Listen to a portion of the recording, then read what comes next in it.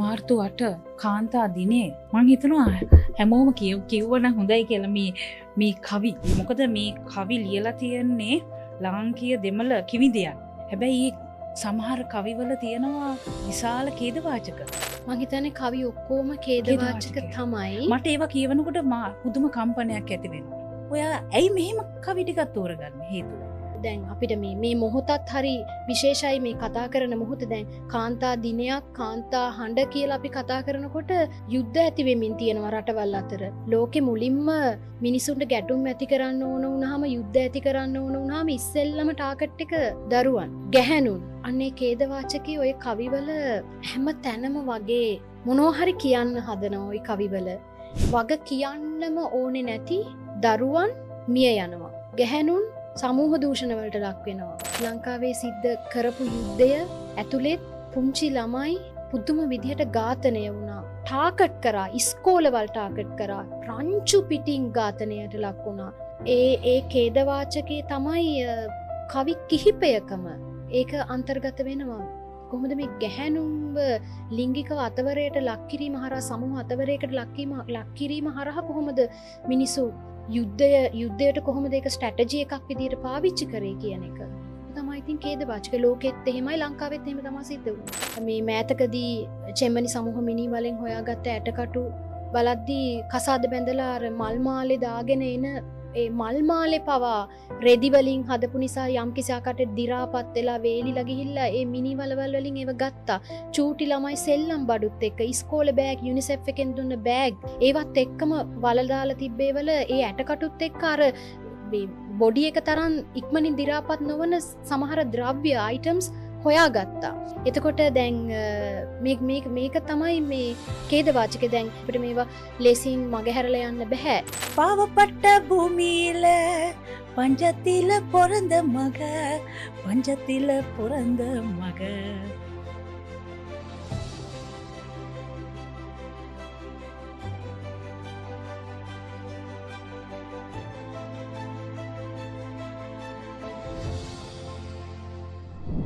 ඇත්තටම අනෝ කියන්නේ කවුද?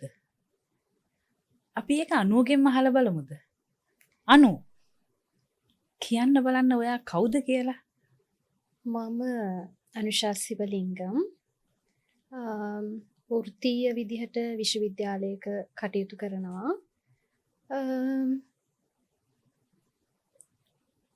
සාහිත්‍ය ඇතුලේ චූටි වැඩ කිහිපයක් කරලා තියෙනවා. එච්චරයි. එච්චරයිද? තව මොනවාද විශේෂ දේවල්? විශේෂ දේවල් කතා කරමු ඉස්සරහට. අනිවාර්යෙන්. මට අනු ශිවලිංගම්ව මුණ ගැහෙන්නේ මං සින්දුවේ කැල්ලක් කියන්නද? පාවපට්ට භූමිயிල පංජතිල පොරඳ මග, පංජතිල පොරඳ මග. ඒ සින්දුව කියන්නේ මම, ලියන්නේ අනු. ඉතින් එහෙම තමයි අපි දෙන්න මුණ ගැහෙන්නේ. ඉතින් අනුව මම දැනගන්නේ ඒ ගීතය හරහා.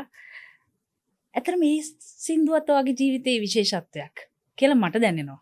ඔව්, විශේෂයි. කියන්නේ අපි අතරම හම්බ වෙන්නේ එතනින්. ඒක මම සින්දු හැම ලියපු කෙනෙක් නෙවෙයි. මම පළවෙනි සිනමා සින්දුව මට ශමින්ද අයියා අවස්ථාව දුන්නේ. ඉතින් අපි දෙන්න හම්බ වෙලා තැනකදී කතා කරා මේක මෙන්න මෙහෙම චිත්‍රපටියක්, මේ වගේ අවස්ථාවක්, සන්දර්භයක්. ඒකට මට ඕනේ නංගි මෙහෙම ටැමිල් සින්දුවක් තමයි දාන්නයක් කැමති කියලා කිව්වේ. ඉතින් එයා ඒ අන්තර්ගතය පැහැදිලි කරා. ඊට පස්සේ ඉතින් මම ගෙදර ඇවිල්ලා ඉතින් සින්දුව ලිව්වා. හැබැයි ලියපු සින්දුව නෙමෙයි ඕක. ඔය දැන් ඔයා ගායනා කරපු ඒ කෑලි දෙක මට ඔළුවට ආවේ බස් එකක යද්දී. ඊට පස්සේ ඉතින් විශ්වවිද්‍යාලයේ එක්සෑම් ඩියුටි එකක් කරන වෙලාවේ නිකන් ඉන්න වෙලාවේ ඉතුරු කෑලි ටික ඔය මොකද ඒ අර වරිහලේ ඒ වාක්‍ය දෙක මට ඔළුවේ නිතරම වැඩ කරමින් හිටියා. මං හිතුවා දැන් මොනවා හරි මට ඒ මොහොත විසින් මොනවා හරි ලියවෙනවා කියලා දැනුණා. ඉතින් මං ඒ වෙලාවේ ලියාගත්තා. පස්සේ එදා රෑ ඇවිල්ලා ඩෙවලොප් කරා පස්සේ මම දන්නේ නැහැ එතකොට මම පළවෙනියට දුන්න සින්දුව කරලාද කියලා. මං චමින්දයව හෝල් කරනවා අයියේ මෙහෙම සින්දුවක් ලියුණා මට මේක සැටිස් කියලා. ඊට පස්සේ තමයි ওই සින්දුව යන්නේ. දැන් ඔය කියපු සින්දුව ඇත්තටම බස් එකේ යනකොට හිතුන පටන් ගන්නම එතනින් තමයි වෙන්නේ. හැබැයි බස් එකේ යනකොට ඒ ලියපු සින්දුවේ ඒ වචන ගලපලා තියෙන විදිහ පොඩි විශේෂත්වයක් තියෙනවා නේද? ඔව් ඒ හැම වචනයක්ම පටන් ගත්ත අනේම ඒක කොහොම වුණාද කියලා මට කියන්න දන්නේ නැහැ. ඒ කියන්නේ මං හිතලා කරේ නැහැ. දැන් ඒ කියන්නේ ඒක පස්සේ ටික කාලයක් ගියාට පස්සේ තමයි මටත් ඒක කොන්ෂස් වෙන්නේ. ඒකේ වචන හැම එකක්ම පයන්නේ ලියවිලා කියලා. ඒ වචන ටික මතක් කරමු අපි කොහොමද? පාවපට්ට භූමිயிල පංජතල පරඳමග පංජතල පරඳමග පසිපටිනි අතූකමින්ද්‍රී පරිදාපමා වාල්දමග පේදයයි කුදරිතිංග පණ්ඩමාග පාර්ථවංග එහෙම හැම එකම පයන්නෙන් ලියවිලා තියෙන්නේ. පස්සේ තමයි ඒක තේරුනේ මටත්. මම ඒක අන්කොන්ෂස්ලි ආපු එකක්. දන්නේ නැහැ. ඒක කොහොම එහෙම උනේ කොහොමද කියලා. එහෙම වෙන්න පුළුවන් නේ ජීවිතේ සමහර දේවල් අපි හිතන්නේ නැති වෙලාවට අපිට දැනෙන දේ. ඔව් ඒ කියන්නේ අපිට සමහරක් වෙලාවට ඒක ඇයි එහෙම උනේ කියන එකට මම හිතන්නේ හේතු හොයන්න යන්න ඕනෙත් නෑ. ඇත්තටම ඒක ඇත්ත. ඒක ඇත්ත. හරි. හැබැයි මම මේකට නම් හේතුවක් හොයනවා. දුර දසුනක හිරු ගිනිගෙන. මට මේකේ අහන්න දෙයක් තියෙනවා. අනු ඔයාගෙන්. ඔයා සෑහෙන පොත් ප්‍රමාණයක් ලියලා තියෙනවා. පරිවර්තන කෘති, මතක වන්නිය, දෙමළ සිනමාවේ ලාංකීය ප්‍රයත්නය, දෙමළ භාෂාවේ මූලික ව්‍යාකරණ, රාත්‍රිය මත රතු කුරුල්ලෙක් läගගෙන පරිවර්තනත් ලියලා තිනවා. හැබැයි මට මේකේ තියෙන ප්‍රශ්නේ තමයි ප්‍රශ්නයක් නෙමෙයි මට දැනෙන දෙයක්. ඔයාගේ සිතුවිල්ලක් නොවන වෙන කිවිදියන්ගේ ලාංකීය දෙමළ කිවිදියන්ගේ කවි ටිකක් ඔයා තෝරගෙන පරිවර්තනය කරනවා. ඒකත් මට දැනෙන විදිහට මේ සිංහල සමාජයට පාලමක් හදනවා වගේ මට දැනෙන්නේ. පාලමක් කියන වචනෙට මම පර්සනලි කැමති නැහැ. මොකද මම ඒක හිතන්නේ මෙහෙම. ඒ කියන්නේ දැන් පාලම් වෙන්න සිද්ධ වීමත් සමහරක් වෙලාවට ඛේදවාචකයක් වගේම සමහරක් වෙලාවට මට හිතෙනවා දැන් එහෙම කියලා අනිත් කෙනාට ඒක මගහැරලා යන්න පුළුවන් නිසා මං එහෙම බ්‍රිජ් එකක් වෙන්න කැමති නැහැ. ඒක පළවෙනි එක. මම ඒක හඳුන්වලා දුන්නේ සිංහල සමාජයට ඔයා ප්‍රකාශනයක් ගෙනියනවා. ඔයා ඒකයි මම මේ පාලමක් කියලා පාවිච්චි කරේ. ඒක මේ ඇතරම එක විශේෂත්වයක්. ඔයා එකට මේ කියන්නේ මොකද මේ කවි ලියලා තියෙන්නේ ලාංකීය දෙමළ කිවිදයන්. හැබැයි සමහර කවිවල තියෙනවා විශාල ඛේදවාචක. මං හිතන්නේ කවි ඔක්කොම ඛේදවාචක තමයි. මට ඒවා කියවනකොට පුදුම කම්පනයක් ඇති වෙනවා. ඔයා ඇයි මෙහෙම කවි ටිකක් තෝරගන්න හේතුව? දැන් ඔය කලින් කියපු මේ වැඩ ටික ගත්තාම මම විසින් කරපු සිංහලෙන් දෙමළට වගේම දෙමළෙන් සිංහලට ඒ එකකවත් මටත් කරන්න බැරි වුණ එකක් තමයි මේ පොත. එකක් අපි දන්නවා යම්කිසි ආකාරයකට කියන්නේ පර්ස්පෙක්ටිව්ලි වයිස් ගත්තාම පිරිමි විසින් තමයි කියන්නේ අදහස් වලින් ගත්තම සාහිත්‍ය කලාව ඇතුලේ හෙජමුනියක් තියෙනවා ලංකාවෙත් එහෙමයි ලෝකෙත් එහෙමයි. එතකොට හිතාමතාම ඕනෑකමින් හඬවල් මාජිනලයිස් වෙනවා. ඒක හැමතිස්සෙම ගැහැණු වෙන්නෙත් නෑ. විවිධ මට්ටමින් ඒක සිද්ධ වෙනවා. අයිඩියොලොජිකල් වයිස් උනත් ගැහැණු අයගේ මේ පොතට ගෙනල්ලා තියෙන හැම එකක්ම ඒ කිවිඳියන් වෙන්න පුළුවන්, අරගලකාරිනියන් වෙන්න පුළුවන්, සමාජ ක්‍රියාකාරීන් වෙන්න පුළුවන්. මේ හැමෝම මාජිනලයිස්ඩ් අය, ආන්තීකරණයකට ලක් කරපු අය. මේ ඒගොල්ලෝ කතා කරන මේ කවිත් ඒ වගේ සන්දර්භයකින් ලියවෙන ඒවල්. එතකොට මේකේ ගැහැණු ලියපු කවි කියලා අපිට බලන්නත් පුළුවන්. නැත්නම් ගැහැණු මොනවද ලිව්වේ? ඒ මොන කාල වකවානුවක්ද මොන සන්දර්භයක්ද මේ කවි වලින් ගේන්නේ කියන එකත් එක්ක තමයි මේ වැඩේ මෙහෙම සිද්ධ වුනේ. එතකොට මං හිතන්නේ ඔයාට ඔය දැනුණ දේ ගේන්නේ මේ කවිවල අන්තර්ගතය කියලා තමයි මං හිතන්නේ. ඔයා මේකේ පිදුම ලස්සන එකක් ලියලා තියෙනවා. ලස්සන නෑ ඒක ඇත්තටම. දෝංකාර රාත්‍රීන්ට මුහුණු අහිමි වූවන්ට අත්හැර දැමූ ආත්මවලට මේ පෞකාර දේශයට. මේක පෞකාර දේශයක්ද? එතකොට පාවපට්ට භූමීල පෞකාර දේශය කියලා මට ඔයාගෙන් දැන් ඒකත් බලන්න දැන් එතන ඒ සින්දුවෙත් එහෙම ලියලා දැන් ඒක තමයි. මමත් පිදුමෙත් අවසානයේ පෞකාර දේශයට කියලා කියන්නේ. හේතුව ඉතින් පෞකාර දේශයක තමයි ඒ කියන්නේ ලේවලට ආදරය කරන නැත්තම් ඒව දකින්න ආස සමාජයක් තමයි සමාජයක තමයි අපි ජීවත් වෙන්නේ යම් කිසි ආකාරයකට අඩු වැඩි වශයෙන් ඉතිහාසය ගත්තම ඒක එහෙමම තමයි කන්ටිනියු වෙන්නේ. එතකොට දැන් එදා ඒ සින්දුවේ තියෙන ඒ මිලේජත්වයට ආස කරන එහෙම සමාජයකට තමයි පෞකාර භූමි කියලා කියන්නේ. පෞකාර භූමියක් කියන එකෙන් අදහස් කරේ. එතකොට දැන් මේ පොතේ පිදුමත් මේ වගේ සමාජයක අත්විඳින්න සිද්ධ වුණ ඛේදවාචකයනේ මේ ගැහැණු හඬවල් වලින් එළියට එන්නේ. ඉතින් මට හිතෙනවා අර දෝංකාර රාත්‍රීන් වලට ඒ වගේ රාත්‍රීන් පහු කරගෙන ඇවිත් තියෙනවා. එතකොට මුහුණු අහිමි වූවන්ට මුහුණු අහිමි. ඒ කියන්නේ මට සමහරක් වෙලාවට මට මගේ කියලා කියා ගන්න බෑ. මට මගේම කෙනෙක් මගේ කියලා කියා ගන්න බැරි අනන්‍යතාවයේ අර්බුදයකට ලක් කරපු අවිනිශ්චිත සමාජයක්. එතකොට ඒත් එක්කම පෞකාර දේශයකට පිදුම කරන්නේ නැතුව වෙන කොහොමද ඒක ලියවෙන්නේ කියලා මම කල්පනා කරේ. මං කතා පොඩි වෙනස් පැත්තකට ගන්නවා. ඔයා අනු ශිවලිංගම්. මගේ තාත්තා මහලිංගම්. මටත් මම ඉගෙන ගත්තේ සිංහල. මගේ තාත්තා වැන්දේ බුදුහාමුදුරන්ට. මට හිතෙනවා මගේ තාත්තා ගැන මට පොඩි දුකක් ඇති වෙනවා ඇත්තටම. ඒ කියන්නේ තාත්තා උත්සාහ කර මේ මගේ මම වෙනස් පැත්තකට යොමු කරනවා මේ කතාව ඔයා කියපු දේ ඇතුළත මට දැනෙච්ච දෙයක් මම මේ කතා කරන්නේ. මගේ තාත්තා මගේ වාසගම් මගේ අක්කගේ වාසගම් වෙනස් කරන්න හදනවා. හරි.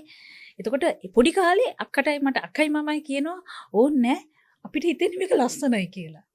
අපි ඒ මනසට මට ඒක ලස්සනයි තාත්තේ ඕන්නේ අපි මේක තියාගන්න. ඊට පස්සේ තාත්තයි කියලා කියන්නේ ඔයගොල්ලන් මේ දේශපාලනික මේ වාතාවරණය මත ඔයගොල්ලෝ ලොකු අර්බුද වලට මුහුණ දෙයි. ඒ හින්දා මේක මාරු කරන්න කියලා අපිට කියන දේ ඇතුලේ යාගේ අනන්‍යතාවය අපි මම කල්පනා කරනවා ඇත්තටම තාත්තගේ පැත්තෙන් පෞකාර දේශයක තමයි තාත්තා ඒ තීරණය ගන්නෙ. මන් දන්නේ ඒක මට දැනෙන දේ සහ අනුට දැනෙන දේ අපි මේ කතා කරන්නේ නේ. ඉතින් දැන් ඔයාට එහෙම දෙයක් උදා වෙනකොට වෙන වෙන අයට තව වෙන විවිධ ප්‍රවේශයන් වලින් විවිධ අත්දැකීම් වලට මුහුණ දෙන්න මේ රටේ ගොඩාක් මිනිසුන්ට සිද්ධ වෙලා තියෙනවා. මං හිතන්නේ ඒකේ බරපතලම ඛේදවාචකය තමයි ගැහැණු අයට. මොකද දැන් අපිට මේ මොහොතත් හරි විශේෂයි මේ කතා කරන මොහොත. දැන් කාන්තා දිනයක් කාන්තා හඬ කියලා අපි කතා කරනකොට යුද්ධ ඇති වෙමින් තියෙනවා රටවල් අතර. එතකොට දැන් මේ පොතේ වැඩි ආවරණයක් වෙන්නේ යුදවාදී සමාජයක් ඇතුලේ සිද්ධ වුණ ඛේදවාචකයට කොහොමද ගැහැණුන් සහ සමාජයක් විදිහට මිනිස්සු කොහොමද මුහුණ දුන්නේ කියන එක. එතකොට දැන් අපි සාමාන්‍යයෙන් අපි ලෝකේ උදාහරණේ තමයි දැන් ලෝකේ මුලින්ම මිනිසුන්ට ගැටුම් ඇති කරන්න ඕන වුණාම යුද්ධ ඇති කරන්න ඕන වුණාම ඉස්සෙල්ලම ටාගට් එක දරුවන් ගැහැණුන්. දැන් අනේ ඛේදවාචකයේ ওই කවිවල හැම තැනම වගේ මොනවා හරි කියන්න හදනවා ওই කවිවල. දැන් ඔයාට පුළුවන් බලන්න කවියක් තියෙනවා. මට කියන්න මේ කීවෙනි අවුරුද්ද 2025 වෙනකන් වා. ඔව් 1940 මීනාක්ෂි අම්මගේ ඉඳලා 2025 යාලිනී යෝගේශ්වරන් දක්වාම මේ කවි දිගහැරෙනවා. එතකොට හිතාමතා තමයි තේරීම කරන්නේ කාලබකවානුව ඒ පරම්පරා සහ කතා කරන අන්තර්ගතය තමයි ওই කවි තේරීමට හේතු වුනේ. ඉතින් යම් කිසි ආකාරයකට කතිකාවක් නිර්මාණය කළ යුතු නිසා ඒ පිළිබඳව දශක ගණනාවක් ගියත් ඒ ඛේදවාචකේ එහෙමමයි නේද අනු? ඔව් ඉතින් දැන් ඛේදවාචකයත් එහෙමයි, ලෝකෙත් එහෙමයි, ලංකාවෙත් එහෙමයි. ඒ වෙනුවෙන් කතා කරන අය සහ නිහඬව ඉන්න අය පිළිබඳව කතා කරත් ඒ තත්වය තුලත් නිහඬව සිටින අය නැවත වතාවක් ඒකත් ඛේදවාචකයක්. අපි මොකක්ද ඒ වෙනුවෙන් කරන්න කියන එක. දැන් මේ කවිවල ගෙනෙන කතා, මේ ගැහැණු අය ලියපු ඒ කතන්දර අපිට එහෙම ලේසියෙන් ඉග්නෝ කරලා යන්න බෑ. මම හිතන්නේ ඉග්නෝ කරන්නේ නැති සමාජයක් තමයි ඉදිරි ගාමි සමාජයක් වෙන්නේ. නැත්නම් යහපත් සමාජයක්, යුක්තිසහගත සමාජයක් බලාපොරොත්තු වෙනවා අපිට මේවා ලේසියෙන් මගහැරලා යන්න බෑ. ඉතින් ඒ මගහැරීම මම හිතන්නේ සිදු වෙන්නේ නැති වෙන කතිකාවක් නිර්මාණය වීම වැදගත්. මාර්තු 8 කාන්තා දිනේ මං හිතනවා හැමෝම කිව්වනම් හොඳයි කියලා මේ කවි. මොකද හිරුගිනි ගත් දුරදසුන. මොකද මේ සාමාන්‍යයෙන් කාන්තා දිනේ සමරනකොට රෝස මල්, රෝස පාට, නිකන් කාන්තාව එක දවසකට පුදුම සහගත ලෙස වැඳුම් පිදුම් උඩ තියලා එහෙමනේ ගේන්නේ. හැබැයි ඒක තමයි ඛේදවාචකය කියන්නේ, උඩ තියන්න සිද්ධ වීම කියන එකම. මම මේකෙන් කවියක් තෝරගන්නද? හයි කියන්නේ අනිත් දවස්වල පල්ලෙහා තියෙනවා. හැබැයි ඉතින් අපි පල්ලෙහා ඉන්නේ නැහැ නේ අනු. හැබැයි මේ පොතේ ගේන්නේ අර මාතෘකාවෙන් කියනා වගේ හිරු ගිනි ගන්න දුර දසුණක් තියෙනවා බලන්න කියන එක. ඒ කියන්නේ හිරු ගිනි ගත්ත දවස් ගිනි ගත්තේ කොහොමද? කවුද ඒ හිරු කියන එක තමයි මේ පොතේ මේ ගැහැණු හඬවල් වලින් එළියට ඇවිත් තියෙන්නේ කියලා මට හිතෙන්නේ. 32 වෙනි කවිය ෆහීමා ජහාන් ආදිත් තුයර් කෘතියෙන් අත්හැර දමනු ලැබූ ආත්මයක්. කිසිවක්ම නැති තැනකින් පිටත් වුණු සුලි සුළඟ ඔහු වටා එතෙමින් ඒ රුදු බවට බියෙන් හැම දොරටුවක්ම ඔහු මොවා කළා. හුරතලෙන් හදපු එළු පැටවාව අනාරක්ෂිත තනබිමක ඌ අතහැර ආවා. හෙට අත්හැර දැමුවන් සෝ සුසුම්ලන ඒ බිමේ තන බුදි නොඇත. තනි වී දඟල මැරුණු ඒ කුඩා ආත්මය. ඒක තමයි දැන් අර කලින් කිව්ව, ඒ කියන්නේ මුලින්ම ළමයි ටාගට් කරනවා කියන එකට. දැන් උදාහරණයක් විදිහට මේ මෑතකදී ඇති වෙලා තියෙන යුදවාදී ගැටුම් ලෝක සමාජයේ ඇතුලේ ඉස්කෝලේකට ඇයි ගහන්නේ? ඕක තමයි ওই ඛේදවාචකේ ලංකාවේ සිද්ධ කරපු යුද්ධය ඇතුලෙත් පුංචි ළමයි පුදුම විදිහට ඝාතනය වුණා. ටාගට් කරා, ඉස්කෝලවල ටාගට් කරා, රංචු පිටින් ඝාතනයට ලක් වුණා. ඉතින් ඒ ඛේදවාචකේ තමයි ඔය ෆහීමා ජහාන් වැනි කිවිඳියන්ගේ ඒ ප්‍රකාශ හරහා එළියට එන්නේ. මේ වගේ සමාජයක් කියන එක, දරුවන් ටාගට් කරන සමාජයක් කියන එක, නැත්නම් බලය වැඩ කරන විදිහ, යුද්ධ වැඩ කරන විදිහ, ගැටුම් ඇති කරන විදිහ. ඉතින් නිරපරාධී විදිහට වග කියන්නම ඕනේ නැති දරුවන් මිය යනවා. ගැහැණුන් සමූහ දූෂණ වලට ලක් වෙනවා. මේකේ කවි කිහිපයක්, ඉසයි ප්‍රියාගේ කවිය ගත්තත්, කෝණේශ්වරිගල් කියන කවිය ගත්තත්, තව කවි කිහිපයකම ඒක අන්තර්ගත වෙනවා. කොහොමද මේ ගැහැණුන්ව ලිංගිකව අතවරයට ලක් කිරීම හරහා, සමූහ අතවරයකට ලක් කිරීම හරහා කොහොමද මිනිස්සු යුද්ධයට කොහොමද ඒක ස්ට්‍රැටජි එකක් විදිහට පාවිච්චි කරේ කියන එක. ඔක තමයි ඉතින් ඛේදවාචක. ලෝකෙත් එහෙමයි, ලංකාවෙත් එහෙම තමයි සිද්ධ වුනේ. ගොඩක් අය නොදන්න ගොඩක් අය නොදන්නා. හැබැයි සමහරක් වෙලාවට මගහැර යන්නා කියලා මට හිතෙනවා. දැන් අපි ක්‍රිෂාන්ත කුමාරසාමිගේ ඝාතනය ගත්තොත්, චෙම්මනි සමූහ මිනීවල කියන එක තෙක් අපි කතා කරොත්, ක්‍රිෂාන්ති වගේම ගැහැණුන් පිරිමින් දරුවන් මේ මෑතකදී චෙම්මනි සමූහ මිනි වලින් හොයාගත්ත ඇටකටු බලද්දී කසාද බැඳලා අර මල් මාලේ දාගෙන එන ඒ මල් මාලේ පවා රෙදි වලින් හදපු නිසා යම් කිසි ආකාරයකට දි รา පත් වෙලා වේලිලා ගිහිල්ලා ඒ මිනි වලවල් වලින් ඒව ගත්තා. චූටි ළමයි සෙල්ලම් බඩුත් එක්ක ඉස්කෝලේ බෑග් යුනිසෙෆ් එකෙන් දුන්න බෑග් ඒවත් එක්කම වල දාලා තිබ්බේවල ඒ ඇටකටුත් එක්ක අර බොඩි එක තරම් ඉක්මනින් දි รา පත් නොවන සමහර ද්‍රව්‍ය අයිටම්ස් හොයාගත්තා. එතකොට දැන් මේක තමයි මේ ඛේදවාචකේ. දැන් ක්‍රිෂාන්තිගේ ඝාතනය ගත්තත් ක්‍රිෂාන්ති කුමාරස්වාමීගේ ඝාතනය ගත්තා සමූහ ලක් කරලා මේ ඝාතනය කරලා ඇත්තම මරණය පවා ඝාතනය පවා අතුරුදහන් කරලා තිබුණේ. එතකොට ඒක නඩු විභාගයකදී ඇවිල්ලා ඒක හමුදා නිලධාරියෙක්ම තමයි ඔන්න ඕනේ නම් ගිහින් බලා ගන්න ඕන තරම් මිනිසුන්ව එහෙම මරලා දාලා තියෙනවා කියලා චෙම්මනි වලට පාර පෙන්නන්නේ. හැබැයි දැන් ඕව ප්‍රසිද්ධ කතා. ඕනනම් ඕන තරම් තියෙනවා ඇත්ත ලියපු තැනුත් තියෙනවා. යම් කිසි ආකාරයකට සුළුවෙන් හරි. හැබැයි ඒව කියවනවද සමාජයක්? ඒක බාර ගන්න කැමතිද? ඒ කියන්නේ අඩුම ගානේ ඒ කියන්නේ ඒගොල්ලන්ට ඒක ලිසන් කරන්න පුළුවන් මනසක් සමාජය තුළ නිර්මාණය වෙලා තියෙනවද කියන එක බරපතල විදිහට සාකච්ඡා කළ යුතුයි කියලා මට හිතෙන්නේ. නැත්තම් අපි මොනවද යුක්ති සහගත සමාජයක් කියලා ඔහොම මගහැර යනවා නම් බලාපොරොත්තු වෙන්නේ. දැන් ඔබ කිව්වාගේ දන්නේ නැතිව ගොඩාක් තියෙනවත් එක්ක දන්නේවත් ඕනකමින් සමහරක් වෙලාවට මගහැර ගන්න යනවා. සමහරක් වෙලාවට මිනිස්සු ආසයි යම්කිසි පරාසයක විතරක් ඉඳමින් කතා කරන්න. එතකොට ඒගොල්ලන් ඒව විතරක් තෝරගන්නවා. ඒව විතරක් කතා කරනවා. හැබැයි ලොකු දෙයක් ලොකු කතන්දර ගොඩක් නැවත වතාවක් අපි මගහැරගෙන අනාගතයට අඩිය තියනවා. ඉතින් ඒක යුක්ති සහගත හොඳ සමාජයක් එහෙම අඩි තියෙන කොට බලාපොරොත්තු වෙන්න පුළුවන්ද කියන එක ප්‍රශ්නයක්. මට හිතෙන්නේ හෘද සාක්ෂිය පිළිබඳ ප්‍රශ්න පැහැදිලිවම. ඔයා මේකේ අන්තිමට ලියලා තියෙනවා අප පසු කර ඇත්තේ කිනම් සමාජ කාල වකවානුවක්ද යන්න තේරුම් ගැනීමෙහිලා කවියේ මැදිහත් වීම ඉතිහාසයේම සාක්ෂියක් ලෙස අති ප්‍රබල වේ.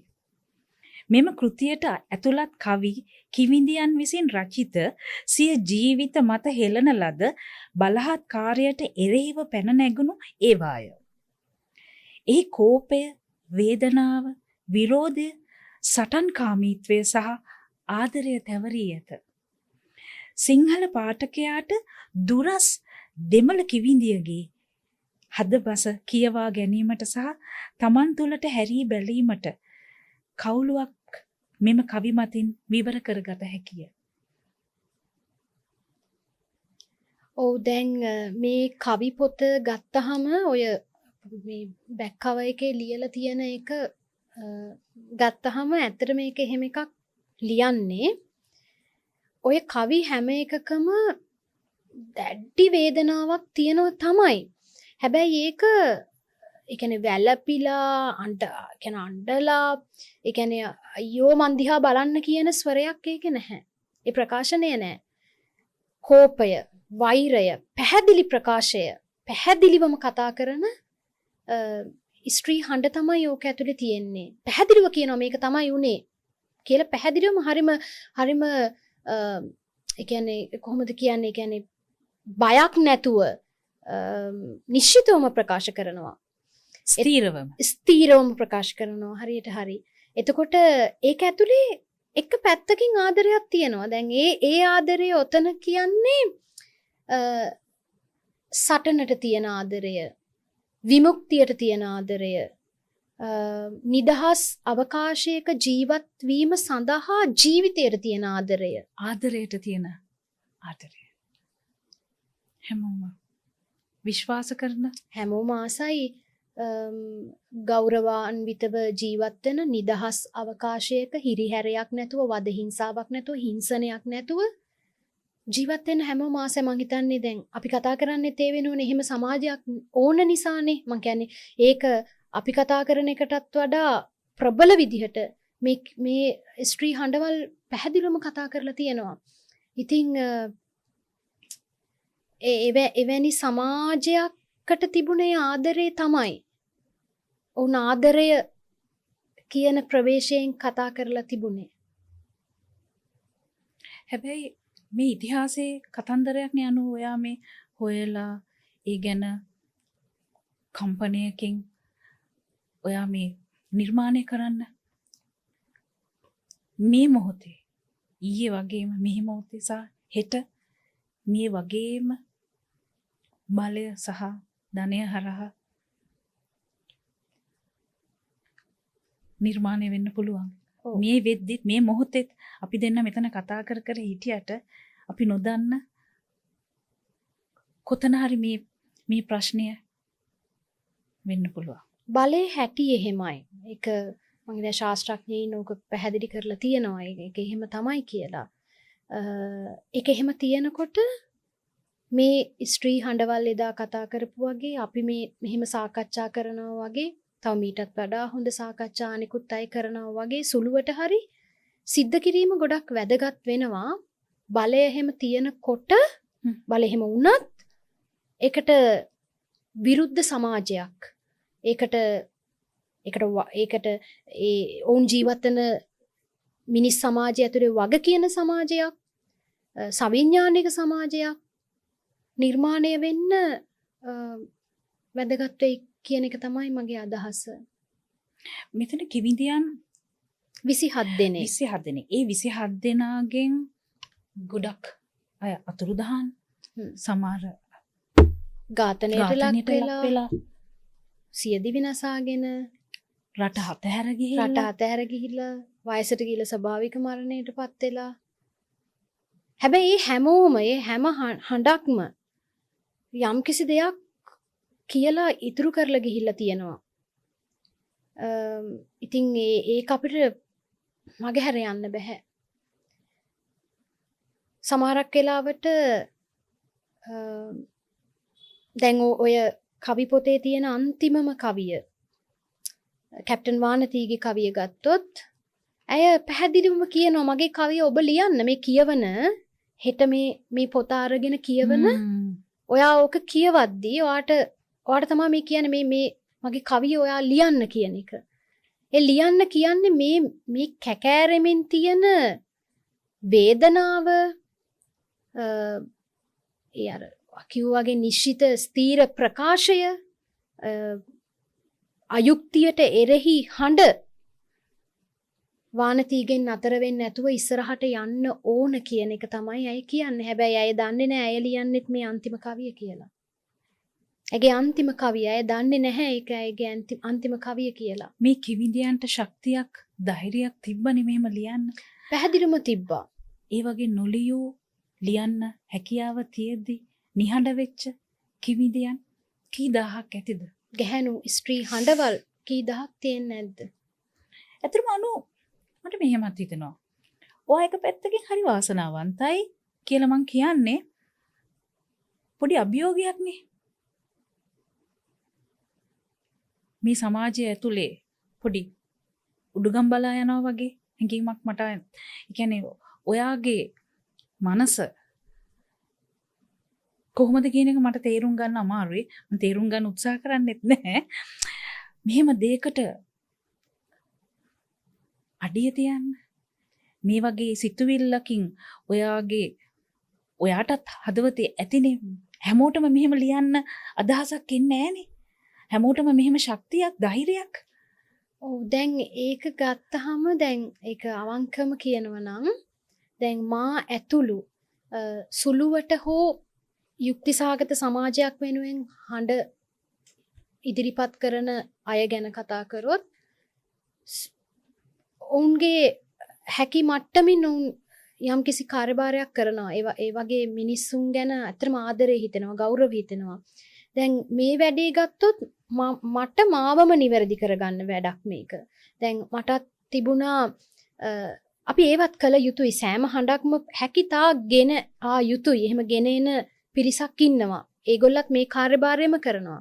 දැන් සමහරක් වෙලාවට ඒ කියන්නේ දැන් මේ පොත එන්න තව හේතුවක් තමයි ඒ කියන්නේ දැන් මම මේවා කියවනකොට දැන් මා තුල ඇතිවන තරහ ඇත්තටම ඒක අර වැඩක් කියන එකට වඩා තරහක් මං හිතන්නේ ඒ දැන් ඇයි මෙහෙම ලියලා තියෙනවනේ ඇයි මේව දන්නේ නැත්තේ මිනිස්සු ඇයි මිනිස්සු අතරට ගියේ නැත්තේ මොකද්ද හේතුව ඇයි මිනිස්සු සමහරක් වෙලාවට මග හැර යන්නේ එතකොට අපි කොහොමද වැඩක් විදිහට මේක ගේන්නේ කතිකාවක් හදන්නේ සමාවෙන්න අනු ගිල්ට් එකක් ගිල්ටි තරහක්ට වඩා මට හිතෙනවා මං අර කියන්නේ හෘද සාක්ෂිය පිළිපද ගිල්ට් එකක් නෙමෙයි ඇත්තටම තරහක් කියලා කියන්නේ මේ සන්දර්භයන් කියවනකොට ඒක ඇත්තම ඛේදවාචකයක්.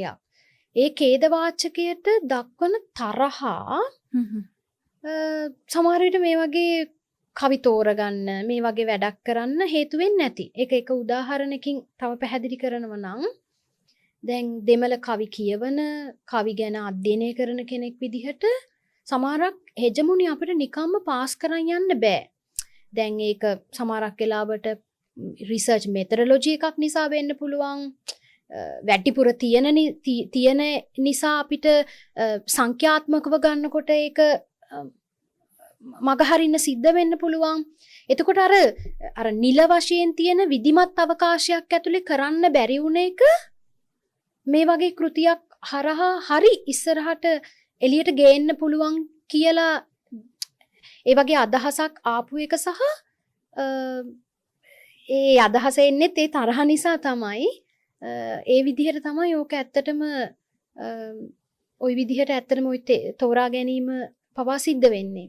දැන් මේ කෘතිය ගත්තත් දෙමළ භාෂාවෙන්වත් මේ හැම අයිඩියොලොජි එකක්ම හැම ජෝග්‍රෆිකල් සීමාවක්ම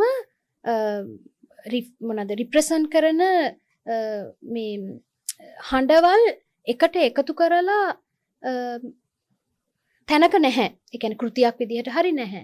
එතකොට දැන් මට මේ පොත කරන්න යනකොටත් විවිධාකාර බාධක විවිධ විදිහට එල්ල වුණා. දැන් සමහරකට මේ අයිඩියොලොජි එක ගැන කතා කරන කෙනෙක්ගේ එකක් ඇයි මගේ අයිඩියොලොජි එකත් එක්ක මේ ඇතුලේ දාන්නේ කියන. ඒතර ඒගොල්ලන්වත් යම්කිසි ආකාරයකට කන්ට්‍රෝල් කරමින් මට ඕන උනේ මේ ඔක්කොම ගෙනල්ලා එක තැනක තියන්න. ඒ තිබීම හරහා යම් කිසියක මේ ඔක්කොම කතා කරන්න ඕන කියන එක. ඒක කිසිවක් අපිට මගහැර දාලා යන්න බෑ. ඒක මගහැරලා දාලා යනවනම් අපි කරන්නේත් මහා අපරාධයක් කියන එක. එතකොට මම අපරාධයක් කිරීමෙන් මාව ගලවා ගැනීම කියන එක තමයි මේ කවි මෙහෙම තේරීමට හේතු උනේ. මේ වගේ වැඩක් කිරීමට හේතු උනේ කියලා මං හිතනවා. හැබැයි ඒ කිවිදයන්ගේ ආත්ම වට ස්තුතිවන්ත වේ. ඒගොල්ලන්ගේ ඒ කම්පනය ඒ දෝංකාරය අපිටත් කියවන්න ලබා දීම ගැන මම වට ස්තුතිවන්ත වෙනවා. එතකොට දුරදර්ශනක හිරු ගිනිගෙන මේ පොත ඔයා ලියන්නේ 2000 මේක පරිවර්තනය කරන්නේ 2026 තමයි ඉවර කරන්නේ. 2025. හැබැයි ඔයා මේක ලෝන්ච් එකක් විදියට ආවේ 26. හරි. එතකොට ඔයා මතක වන්නේ 2016ද? ඔව්. 2016 මතක වන්නේ. ඒ කියන්නේ පොඩි උනාට ලීසි පාසු නෑ. නෑ එතකොට කොහොමත් විශ්වවිද්‍යාලේ ඉගෙනගෙන ඉඳිදි තමයි මේ කෘතිය ඇත්තටම පරිවර්තනය කරන්නේ. ඒකට මට ගොඩාක් අය උදව් කරපු අය හිටියා. මං හිතන්නේ ඒගොල්ලෝ ඒ උදව්වෙන් ඒ ආපු මොටිවේෂන් එකත් එක්ක ඒ කියන්නේ දේශපාලනිකව ඇති වෙන සවිඥානයත් එක්ක තමයි අද මේ වගේ වැඩක් වුණත් එළියට ආවේ කියලා මම විශ්වාස කරනවා. මේ අභියෝගයට මුහුණ දීලා තියෙනවා. මේ 2016 මතක වන්නේ පොඩි කොටසක් මං කියවන්නම්. කිලිනොච්චියේ තත්වය දැන් කොහොමද? මොනවද දැන් එහෙ සිද්ධ වෙන්නේ කියා දකුණේදී අසන විට ඒ අසන්නේ මිනිසුන් ජීවත් වෙන, නිදන, නැගිටින, ආදරය කරන, ගැහැණුන් ගැබ්බරවන, දරුවන් උපදින, දරුවන් පාසල් යන, මිනිස්සු රස්සා කරන, ලෙඩ වෙන සිනමා ශාලාවල පෝලිම් හැදෙන, සාද දමන, ගී ගායන, නටන නගරයක වගතුග නොවේ. ඒ නිසාම 2009 මැයි මාසේ 19 වෙනිදායින් පසු ඒ විනාශ වූ නගර නරඹන්නට විනාශය නටබුන් සමග ඡායාරූපවලට පෙනී සිටින්නට දකුණේ සිට අමු සොහොන් මතින් ඇවිදගෙන ජනතාව ඇදෙන්නට විය. ඉතිහාසයේ බර විවිධ මිනිසුන්ගේ හෘද සාක්ෂි මත ඇති කරන තෙරපුම වෙනස් වන ආකාරය දුරින් සිට බලන විට නම් දනවන්නේ කුරිරු සෞන්දර්යයක් පමණි. අවාසනාවකට දුරින් සිට බලා සිටීමට තරම් මේ දුප්පත විශාල නැත. අමු සොහොන් මත සිට විජයග්‍රහණයේ කිරිබත් කෑ අපේ මිතුරන් ඇතුළු බොහෝ දෙනෙකු අපට මගතොටදී හමු වේ. ඉතිහාසයේ බර විවිධ මිනිසුන්ගේ හෘද සාක්ෂිය මත ඇති කරන තෙරපුම වෙනස් කරන මැජික් යාන්ත්‍රණය කුමක්ද? ඒට කියන්නේ කතිකාව කියාද? මතක වන්නේ ඉප්පඩි ஒரு කාලම් කරුණාකරන් පරිවර්තනය අනුෂා සිවලිංගම් කරුණාහරන් තමයි ඒක ලියන්නේ. කිලිනොච්චියේ දැන් ඔක යුද්ධය කරලා ඉවර වුණාට පස්සේ පිටරට ඉන්න අයයි ලංකා විවිධ පැතිවල ඉන්න අයයි නිතරම අහන එකක් තමයි දැන් මොකද උතුරට වෙන්නේ? මොකද්ද මේ කිලිනොච්චියට වෙන්නේ වන්නියට? වන්නිය තමයි අවසන් ඒ කියන්නේ සිද්ධ කරලා ඉවර කරපු යුද්ධයේ බිම. මොකද්ද මේ බිමට දැන් වෙන්නේ? It is happening කියලා අහන ඒ ප්‍රශ්නෙට උත්තරේම තමයි මුළු පොත පුරාම කරුණාහරන් ලියලා තිබුණේ. එතකොට ඔහු යුද්ධයට කලින් කොහොමද යුද්ධෙදී කොහොමද සහ යුද්ධය කරලා ඉවර කරාට පස්සේ කිලිනොච්චියට වන්නියට මොකද්ද සිද්ධ වෙන්නේ කියන ඒ ඛේද වාචකය තමයි මතක වන්නේ ඉප්පඩි ஒரு කාලම් කියන බයෝග්‍රැෆි එකෙන් ඔහු ලිව්වේ. ඒක තමයි 2010 දී මතක වන්නේ කියලා පරිවර්තනය වුණේ. ඉතින් ඒකෙමයි.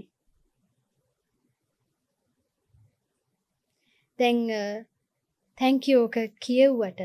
දැන් ඕකේ ඔය පොඩි කොටසේ කියන කතන්දර ගොඩාක් ඒ කියන්නේ දැන් රොමැන්ටික් කරණය කරන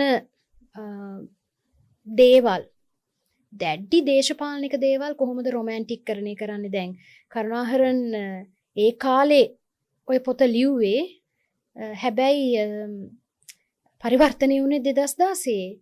හැබැයි තාමත් ඒක එහෙමමයි. දැන් මගේ මේ මෑතකදී අත්දැකීමක් තියෙනවා මම දැකපු එකක් වැඩකට ගිහිල්ලා නැවත එනකොට කොළඹ දිහාවට එනකොට ඒ කියන්නේ consciously and unconsciously මිනිස්සු තාම ඒ යුද උන්මාදයෙන් යුද සැමරුම් වල ඒ ප්‍රීතියෙන් කරලා ඉවර කරපු යුද්ධේ මොනවදෝ සතුටක් විඳිනවා.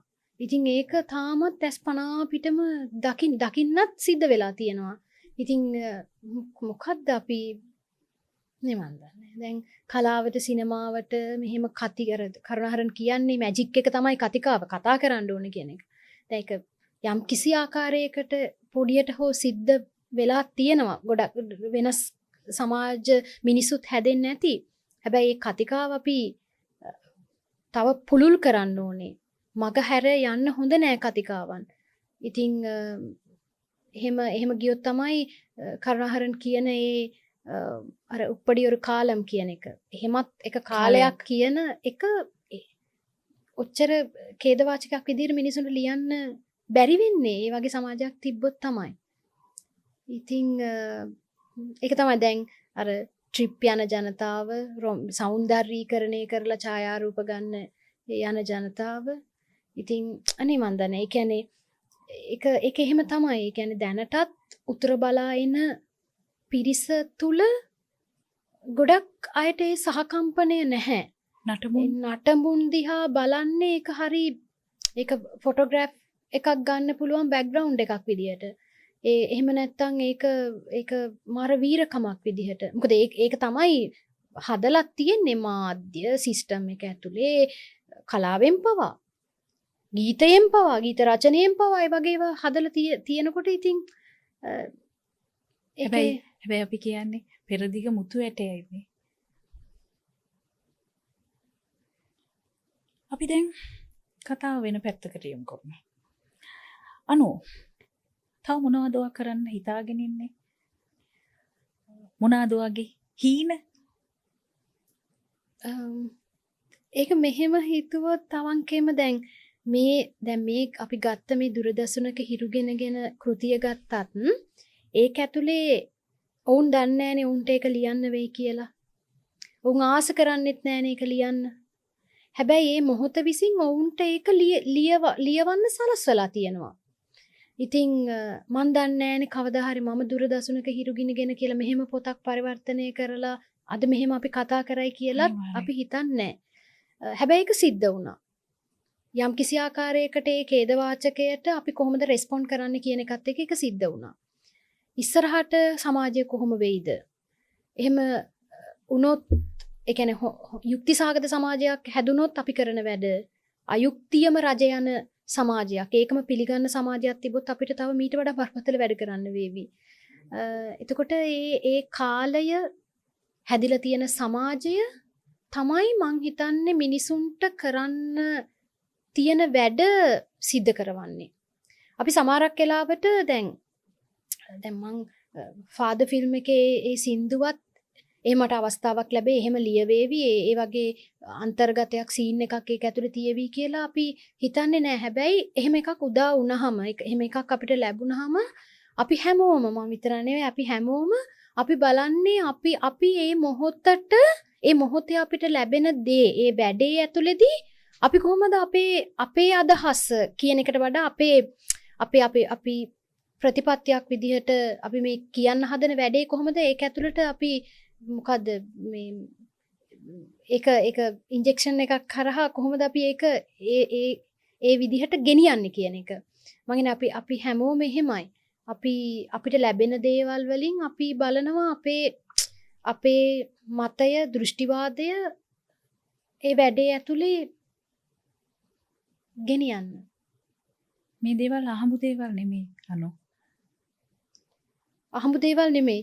හරියටම කිව්වොත් දැන් හිංසනය ස්ට්‍රක්චරලි හිතාමතා සවිඥානිකව ගේනා වගේම සමහරක් වෙලාවට මගහැර යන අය සහ ඒ සන්දර්භයන් ගැන කතා කරොත් ඒකත් එහෙම වෙනවා වගේම ඒකට ප්‍රතිචාර දක්වන්නත් මේ වගේ දේවල් සිද්ධ වීමත් අපිත් හිතාමතා කළ යුතුයි. හිතාමතා තමයි කරන්නේ. හිතාමතා කළ යුතුයි. මේ වැඩත් එහෙම තමයි. තවත් ඔයාගේ නිර්මාණ කාර්යයක් ගැන මට ආරංචි වුණා. ළඟදී ඔයා අන්තෝනි ඒ ගැන අපි කතා කරමුකෝ. ඒක 2026 එන චිත්‍රපටියක්. අන්තෝනි ෆිල්ම් එක ලංකාවේ හැදුණු චිත්‍රපටියක්. ඉන්දියාව සහ ලංකාවේ දෙකේම ෂූට් කරන ලංකාවේ සහ ඉන්දියාවේ හවුල් යම් කිසි ආකාර නිෂ්පාදනයක් කියලා කියන්න පුළුවන්. එතකොට ඒක මුහුදු කඩල්වාසි මුහුදු යන ඒ ජීවිතයක් තේමා කරගෙන කතා කරන චිත්‍රපටයක්. මම චිත්‍රපටිය බලලා නැහැ තාම. හැබැයි මට ඒකේ අවස්ථාවක් ලැබුණා මේ ඒක සිංහලටයි මලයාලම් වලටයි ඩබින් වර්ෂන්ස් දෙකක් යනවා. ඒක සිංහල එකේ ඒ දෙමළ එක බලලා මට මේ සිංහල ඩබ් එකට සින්දු ලියන්න අවස්ථාවක් ලැබුණා. මියුසික් ට්‍රැක් එකට ඔල්රෙඩි හදලා තියෙන ට්‍රැක් එකට ඔල්රෙඩි තියෙන ලිරික්ස් එකක් බලලා ඒ ට්‍රැක් එකට ලියන්න අවස්ථාවක් ලැබුණා. ඉතින් එහෙම පොඩි වැඩක් කරා. ඒ අවස්ථාව ඉතාම සාර්ථකයි කියලා මට දැනෙනවා. මොකද මම ඒක ඇහුවා. අහඹු ලෙස මටත් අහන්න ලැබුණා. මම හිතනවා ඒක ඔයගේ වෙන හැරවුම් ලක්ෂණයක් කියලා මම විශ්වාස කරනවා. ඉතින් තව මොනවාද ඔයගේ මට එච්චරයි ඇත්තටම. මම දැන් මේ දවස්වල පරිශන දෙකක් කරමින් ඉන්නවා. මොකක් හරි දැන් ඒක සමහරක් රටේ ඇකඩමික් වැඩ වුණාට ඇකඩමික් එකේ ඇතුලේ දැන් මම මගේ MPhil එක otherness in modern Tamil poetry කියලා තමයි මම ගත්තේ. ඉන් ශ්‍රී ලංකා. එතකොට ඒකේ කරන්න බැරි වුණ එකක් තමයි 2023 දීපචෙල්වන් ලියපු මේ පදංගක ලියල් පිරඳ කුලන්දේ කියන එක රාත්‍රිය මත රතු කුරුල්ලෙක් läගගෙන කියන විදිහට ට්‍රාන්ස්ලේට් උනේ. ඒකෙන් කරන්න බැරි වුණ ගේන්න ඇකඩමික් එක ඇතුළේ මට ගේන්න බැරි වුණ එක තමයි කාන්තා හඬ දුරදසුනක හිරුගිනිගෙන කියලාත් කරන්න. ඉතින් ඔන්න ඔහොම වැඩ ටිකක් කරනවා. අපි තව දවසක හම්බ වෙන්න බලාපොරොත්තු වෙයි. ඒ හම්බ වෙන මොහොතේ තවත් ගොඩාක් දේවල් කතා කරන්න ඉතිරි කරමු අපි. නේ? මට දුකයි ඒ වගේ මේ කතාව අවසන් කරන්න. ඇත්තටම ගොඩක් සතුටුයි සහ සතුටු වෙන්න කාරණා නෙමෙයි අපි කතා කරේ. හැබැයි අපි වාසනාවන්තයි අපි මෙතනට ඇවිල්ලා ඒ දේවල් කතා කරන්න ඔයාටයි මටයි ශක්තියක් තියෙන එක ගැන. මේවා අහමු දේවල් නෙමෙයි. අනෝ. ඉතින් අපි තවත් දවසක හම්බ වෙමු.